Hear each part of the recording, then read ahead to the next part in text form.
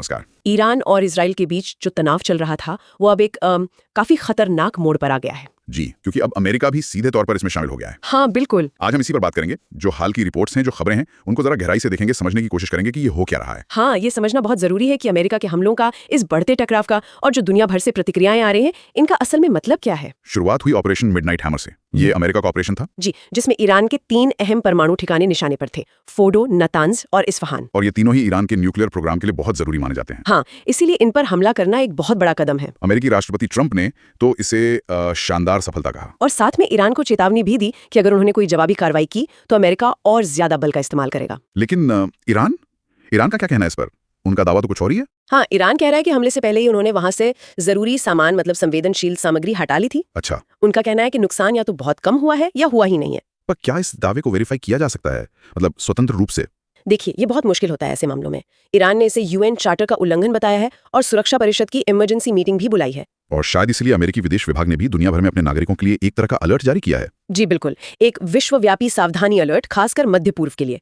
ये दिखाता है कि अमेरिका भी नतीजों को लेकर सतर्क है। और नतीजे दिखे भी फौरन। हाँ, अमेरिकी हमलों के तुरंत बाद ईरान ने इजराइल पर मिसाइलें दागी, कई सारी। और इसमें कुछ खास था, मतलब मिसाइलों में? हाँ, ईरान के रिवोल्यूशनरी गार्ड कॉर्प्स यानी IRGC ने दावा किया है कि उन्होंने पहली बार क्लस्टर हथियारों वाली खुर्रमशहर 4 मिसाइल इस्तेमाल की है। क्लस्टर हथियार, ये तो काफी विवादास्पद माने जाते हैं ना? बिल्कुल, ये इसलिए चिंता की बात है क्योंकि ये एक बड़े इलाके में छोटे छोटे बम फैला देते हैं। इससे आम नागरिकों को खतरा बहुत बढ़ जाता है।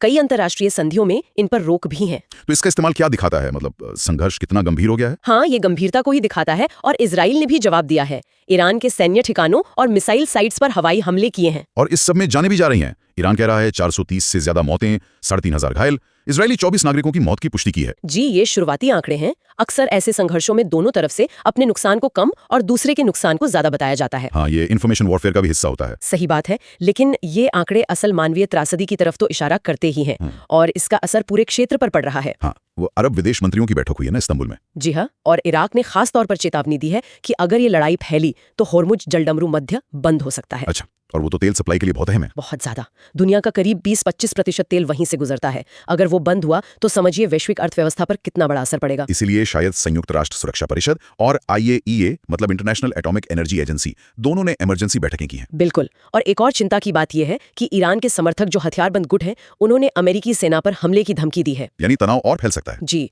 भारत भी स्थिति की गंभीरता देख रहा है। ऑपरेशन सिंधु चलाकर अपने नागरिकों को ईरान से निकाल रहा है। आर्थिक असर तो फौरन दिख गया। तेल की कीमतें उछल गईं। हाँ, ब्रेंट क्रूड और WTI दोनों 3% से ज्यादा बढ़े। ये 5 महीने का सबसे ऊंचा स्तर है। और कूटनीति, डिप्लोमेसी का क्या? ईरान के विदेश मंत्री यूरोपीय राजनयिकों से मिले भी थे शायद जिनेवा में। हाँ, मिले थे, लेकिन जब सीधी सैन्य कार्रवाई शुरू हो जाती है तो डिप्लोमेसी के लिए जगह वो थोड़ी कम हो जाती है, मुश्किल हो जाती है। तो कुल मिलाकर अगर देखें तो स्थिति बहुत ही नाजुक है। मतलब अमेरिका सीधे शामिल है, हमले हो रहे हैं, जवाब दिए जा रहे हैं। इजराइल कह रहा है कि वो लंबे अभियान के लिए तैयार है। और पूरा मिडल ईस्ट एक बड़े टकराव के मुहाने पर खड़ा है। एकदम।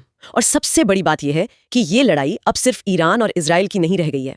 अमेरिका के आने से, क्षेत्रीय ताकतों की चिंताओं से और अर्थव्यवस्था पर असर से ये एक बहुत बड़ा, एक व्यापक संकट बन गया है। यहाँ एक बात थोड़ी कंफ्यूजिंग है। अमेरिकी अधिकारी कह रहे हैं कि हमलों का मकसद ईरान में शासन परिवर्तन नहीं है। जी, लेकिन राष्ट्रपति ट्रंप इस बात को पूरी तरह खारिज भी नहीं करते दिख रहे हैं। हाँ, ये एक विरोधाभास है। और यहीं पर श्रोताओं के लिए एक सवाल छोड़ते हैं जरूर कि इस विरोधाभास को देखते हुए अमेरिका का असली रणनीतिक मकसद क्या हो सकता है।